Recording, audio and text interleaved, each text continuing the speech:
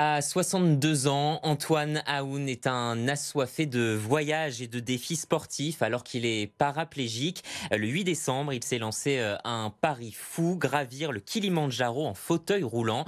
Ce canet a été contraint de renoncer à 400 mètres du sommet, mais il est déjà prêt à retenter sa chance. Tristan Ricli est allé à sa rencontre. Antoine Aoun, bonjour, merci d'être avec nous. Vous êtes parti le 8 décembre à la conquête du Kilimandjaro, le toit de l'Afrique, le plus haut sommet de ce continent, 5895 mètres d'altitude. Alors tout d'abord, vous venez de rentrer il y a quelques jours. Comment vous vous sentez après un tel périple? Très bien, pas du tout cassé. La récup se passe bien. Et la tête, le mental est gonflé à bloc. Juste avant votre départ, vous vous donniez, je me souviens, on était venu faire un reportage, 5 jours pour gravir ce sommet. Finalement, vous en avez mis 4. Est-ce qu'on peut dire que c'est mission accomplie? Presque, parce qu'on s'est arrêté à 5005. On n'a pas prévu la mini tempête de neige, parce que normalement, à cette époque de l'année, il n'y en a pas. Mais bon, voilà, le guide principal, il a dit stop, on arrête là. Il avait peur qu'on soit coincé par la nuit. Et c'est pourquoi je suis en train de me préparer là pour retourner dans l'année ou au début d'année prochaine pour choisir une période un peu plus sèche. Vous êtes quasiment allé au bout. Est-ce qu'on peut dire que c'est une réussite ou pour vous c'est une réussite partielle? Oui, il y a une petite frustration qu'on était à 400 mètres et puis on n'a pas réussi à monter jusqu'au haut.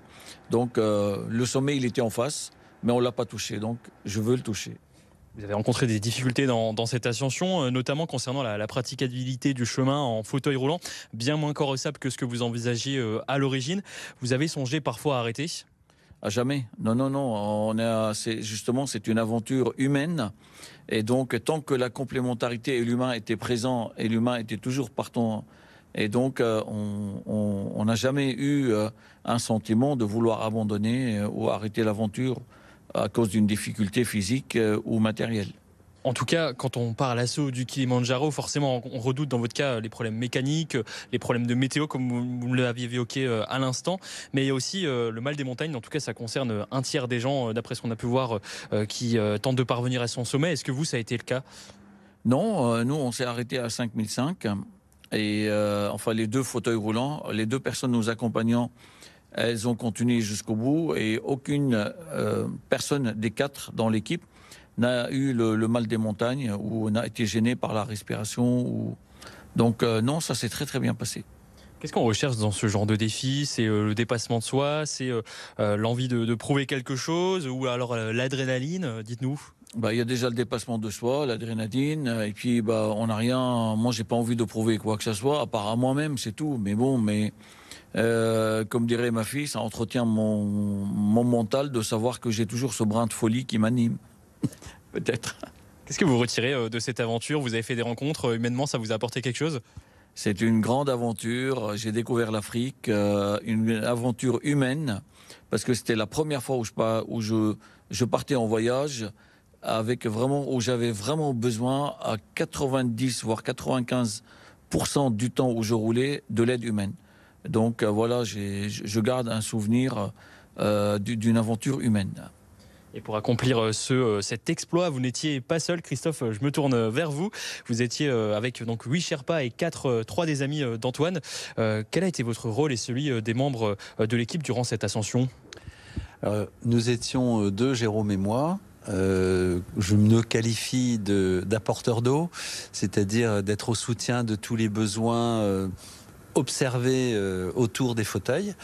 Notamment pour les besoins propres à nos deux paraplégiques, mais également sur des besoins techniques, des besoins d'accompagnement des porteurs pour la coordination. Quand on regarde de l'extérieur, c'est pas la même chose que quand on est sur le fauteuil, et donc on voit des choses apparaître sur le chemin. Donc c'était être des facilitateurs, d'apporter quelques petits moyens, les aider à mettre un vêtement, aussi simple que ça, quoi. Voilà, notre rôle était là, et puis évidemment de participer à cette aventure. L'aventure, c'est qu'une partie de votre vie, car à côté de ça, vous avez un emploi du temps bien chargé. Vous êtes patron et propriétaire d'un restaurant libanais à volonté, dans lequel d'ailleurs on se trouve ici à Caen. Et c'est pas tout, vous êtes aussi conférencier. Est-ce que vous pouvez nous en toucher un mot? Ah oui, c'est-à-dire que moi, ça fait quand même 35 ans que je me baigne dans l'aventure et dans le sport. J'ai toujours fait du sport.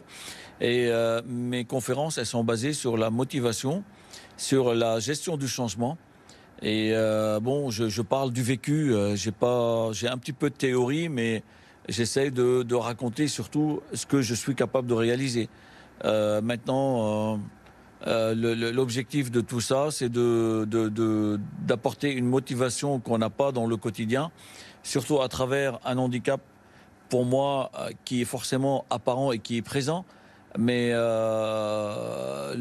au final, c'est-à-dire qu'on se rend compte que quand même le handicap, c'est beaucoup plus dans la tête que dans le physique au départ, je veux dire. On va parler brièvement de votre parcours. Alors que vous n'êtes qu'un jeune homme, à 18 ans, votre vie bascule, vous perdez l'usage de vos jambes suite à un événement tragique. Est-ce que vous pouvez nous en parler rapidement ? Je suis né au Liban et la guerre a éclaté en 1975. Je n'avais que 14 ans. Un an après, je me suis engagé dans cette guerre. J'avais 15 ans. Et à 18 ans, j'ai été blessé dans les rues de Beyrouth. Après, c'est-à-dire 4 ans après ma blessure, une fois que j'ai été rééduqué, j'avais repris mes études.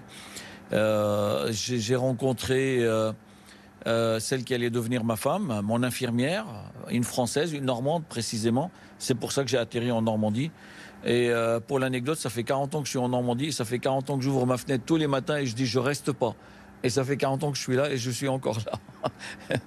Puis ce handicap, finalement, vous en avez fait une force. C'est à ce moment-là, en quelque sorte, que vous décidez de prendre un nouveau départ. En 35 ans, vous avez parcouru 30 000 km à travers la planète, notamment en handbike, un vélo qui fonctionne à la force des bras. Alors rappelez-nous justement quels sont les quelques-uns des exploits que vous avez réalisés. Mais ça a commencé au tout début, c'était un projet scout dans le Massif central. Puis après, j'ai enchaîné sur un Tour de France. Après, sur une traversée des États-Unis. Après, un camp, le Cap Nord. À l'époque, le Cap Nord, au-dessus de la Norvège, c'était encore une île. Maintenant, il est relié à la terre. Puis après, je suis parti jusqu'à Beyrouth, là où j'ai été blessé, avec le vélo. Puis après Beyrouth, il y a eu un Tour d'Europe. Il y a eu, qu'est-ce qu'il y a eu d'autre ? Il y a eu le Tour d'Australie. Il y a eu Pékin-Camp.